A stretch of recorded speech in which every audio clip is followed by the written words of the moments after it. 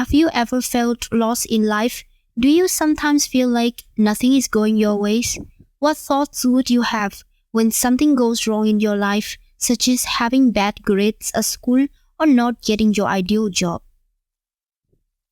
In this video, I'm going to talk about locus of control, a concept that will help you understand your perception of events that happened in your life.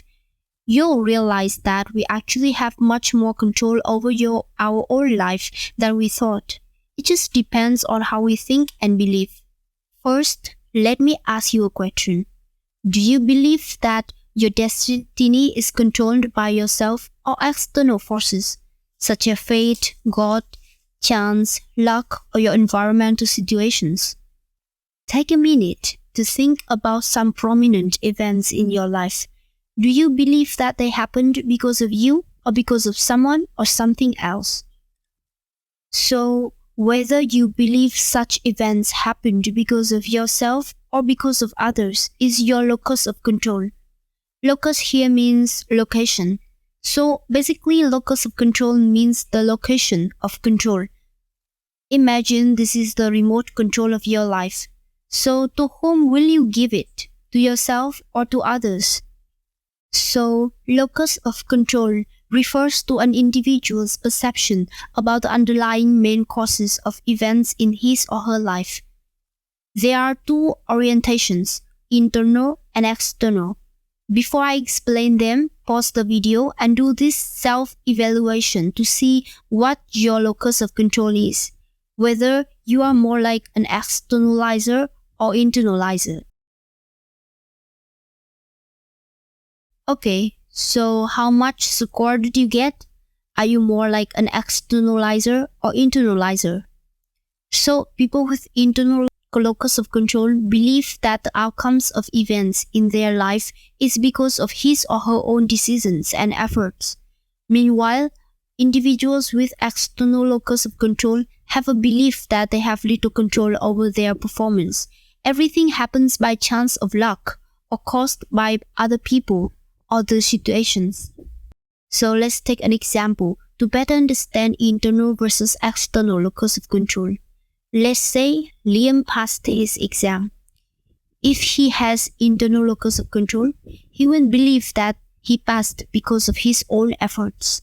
He'll think or say something like, I passed because I did revise really hard.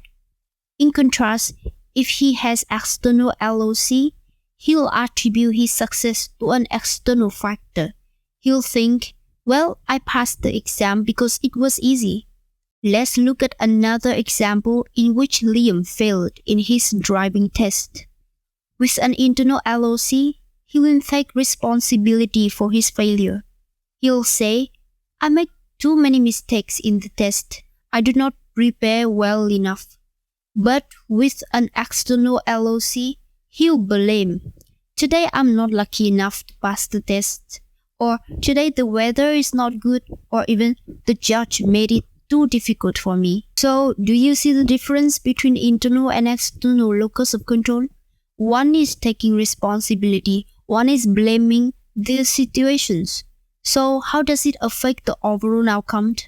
Well, let's get back to Liam's case. He failed in the driving test, but with internal LOC, he'll take responsibility and try to improve, prepare better for the next time because he's aware that he can change the result. But with external locus of control, he'll just blame others for his failure and he will end up with doing nothing. Therefore, he cannot change anything, though he could change that if he has different thinking and beliefs. So, in a nutshell, with internal LOC, you will believe that you make things happen. But with external LOC, you believe that things just happen to you. You can see the difference in the statements of both. Internalizer would say, I can determine my future, while externalizer would say, there's nothing I can do about my future. With internal locus of control, you will take responsibility for your actions because you know that everything happens because of your decisions. So you will be more likely to evaluate and make better choices in your life. You will be more active and will not be controlled or influenced easily by other factors rather than yourself. Internalizers are well aware of themselves. They know their ability, they appreciate their success and learn from failure. Therefore, they have passion and motivation to become better day by day, which leads to more self-satisfaction and more success in their life. In contrast, external locus of control make you have a tendency to blame other people, blame the circumstances, and make excuses. This will cause a lack of motivation in life because you believe that there's nothing you can do to change the outcome, so you will be demotivated to decide your own future. External locus of control make you lead a passive life in which you are easily controlled by situations and other factors. So we can clearly see that an internal locus of control is more desirable, so we should develop internal locus of control. Researchers has discovered these following trends. Males tend to be more internal than females. As people get older, they tend to be more internal. People higher up in organizational structures tend to be more internal. And people with a more internal locus of control tend to be better off. They tend to become more successful than the ones with external locus of control. As you can see how beneficial is the internal locus of control, here are the things you can do to develop an internal locus of control. Number 1. Define your values and personal beliefs. Your thinking and beliefs have a significant impact on your actions and the result. Instead of thinking everything happens because of external factors, try to find out what is your responsibility in that. What you did that contribute to the outcome of an event. And the most important thing is trying to take responsibility instead of blaming.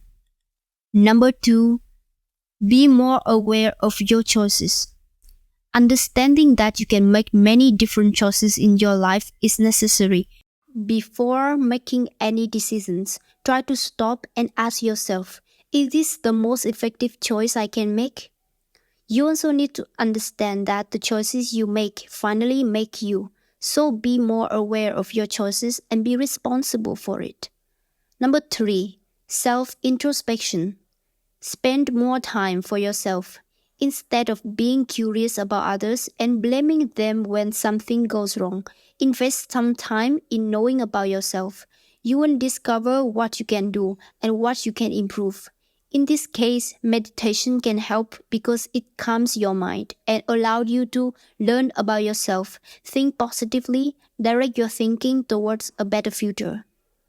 Of course, in some cases, luck, chance, and other people are also parts of our success or failure, but they account for a very small percentage. Our own efforts and decisions are the major determinants of success or failure in our life. Keep it in mind and try to develop an internal locus of control to put the control of your own life into your own hand, not others. Thank you for watching. I hope it helped.